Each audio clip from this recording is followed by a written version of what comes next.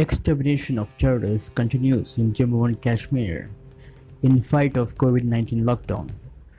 3 militants and a militant associate were killed in two separate encounters in South Kashmir in the past 24 hours alone, while 6 civilians and 1 army major was injured in the operation. A Srinagar-based army spokesperson said 3 terrorists were killed in the Lower Munda operation.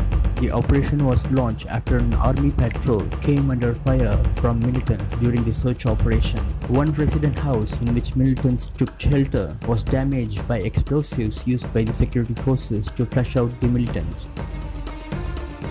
Indian Army given a befitting reply to the Pakistan Army ceasefire violation at LOC in Poonch district. The Pakistan Army on Thursday fired mortars along the line of control in 3 sectors of Jammu and Kashmir, Poonch district, a defense spokesperson said. Indian troops effectively retaliated. About 11 hours on Tuesday, Pakistan Army initiated unprovoked ceasefire violation by firing with small arms and shelling with mortars along line of control in Shahpur, Kirni and Qasba sector. On Monday, the Pakistan Army has targeted Poonch district too. Pakistan Army secret book revealed its new tactics for proxy war against India.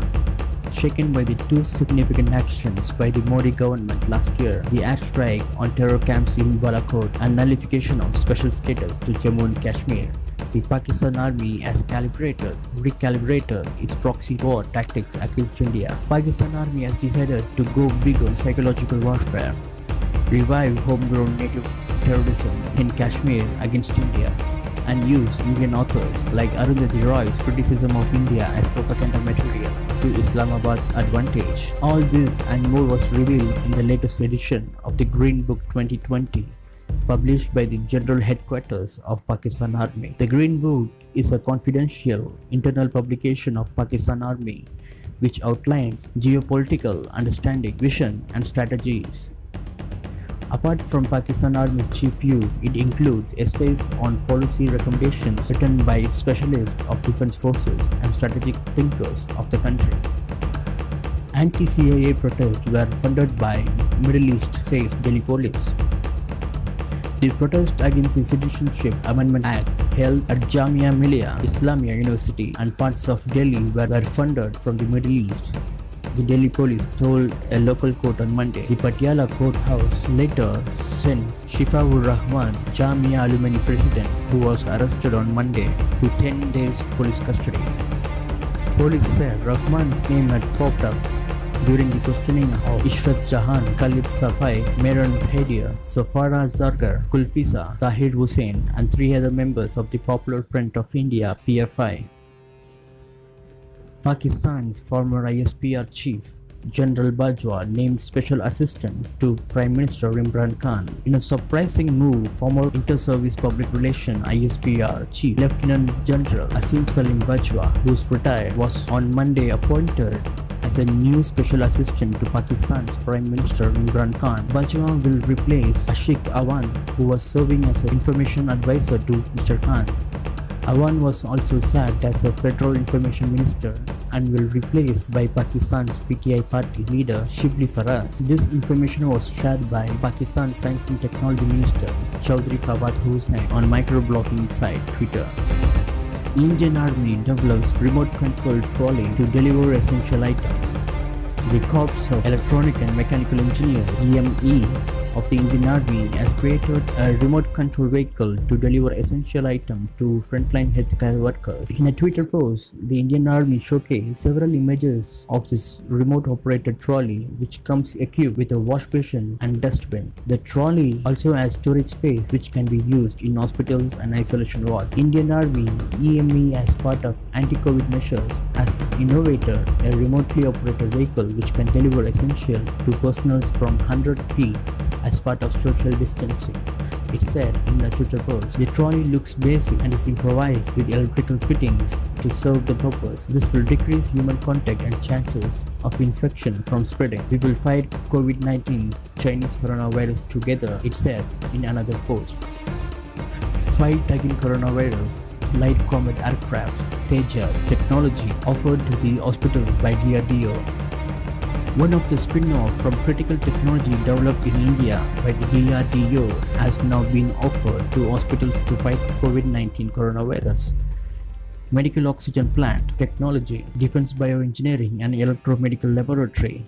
A specialized lab of DRDO has developed onboard oxygen generator system, centric integrated life support system for indigenous light combat aircraft Tejas.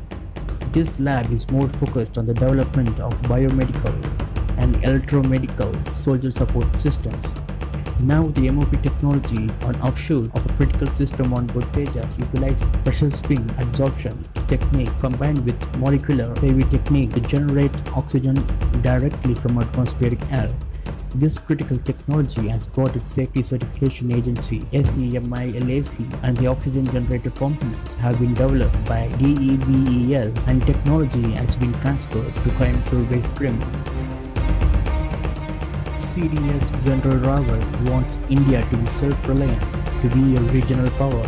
A day after Prime Minister Narendra Modi urged countrymen to become self-reliant in the wake of coronavirus pandemic, and Defence Minister Rajnath Singh asked the service forces to spend the funds prudently, Chief of Defence Staff CDS General Bipin Rawat on Sunday said India will have to be self-reliant in order to become a regional power. Making this point here, he gave an example of India's health and paramedical industry, which stepped up in a major way when the pandemic hit the country and was now indigenously producing ventilators and medicines. Rawat asked the defense forces and defense industry to take the leaf out of the health industry's book. This remark comes in the backdrop of India importing more than 70% of their military hardware from Western countries and other world powers, and listed as one of the biggest buyers of weapons in the world. The Indian Navy's P-8I maritime aircraft were turned submarine hunter to get deadly Harpoon missiles. The Trump administration has recently put a stamp of approval on the sale of 10 AGM-84L Harpoon Block II air-launched missiles, including the complete maintenance support package and training to integrate these missiles with the aircraft. With the integration of these air-launched anti-ship missiles, the P-8 shall be able to engage and destroy hostile warships of choice even while they form part of the task force. This new missile is a solid propellant, well-tested sea-skimming missile with a range of 67 nautical miles and shall enable Indian Navy to undertake airborne maritime surface target engagement tactics more effectively. A missile with a destructive power of Harpoon 2 fitted on an advanced aircraft like P-8I shall surely improve India's response to any hostile presence lurking within India's maritime area of interest. Delivery of the follow-on order for 4 additional aircraft of this type, which was placed in 2016, was to commence in July, though not yet confirmed by Boeing officials. With the US also locked down, the delivery schedule could be pushed back a little. The primary design role of P-8I aircraft is to provide airborne anti-submarine warfare ASW capability to Indian Navy to detect unknown submarines and ships lurking within India's area of interest. Aircraft is capable of launching submarine detection sonobuoy, active and passive, and can deploy more than 100 sonobuoys as part of anti-submarine warfare operations.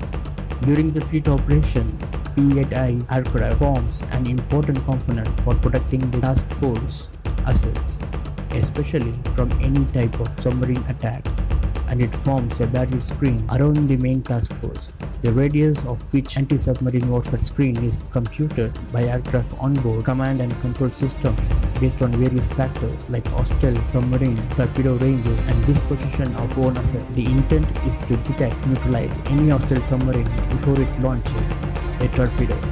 For this, P-8I can not only detect the target but can classify and attack it too by using onboard torpedoes and depth charges.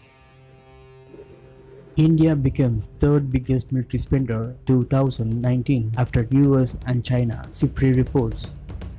India was the third biggest military spender in the world last year after the United States and China, the Stockholm International Peace Research Institute (CIPRI) said in a report released on Monday. This is the first time the India and China have featured among the top 3 military spenders. New Delhi pending defense spending grew 6.8% to reach 71 billion in 2019, said the report. India's tensions and rivalry with both Pakistan and China are among the major drivers for its increased defense spending, the report added.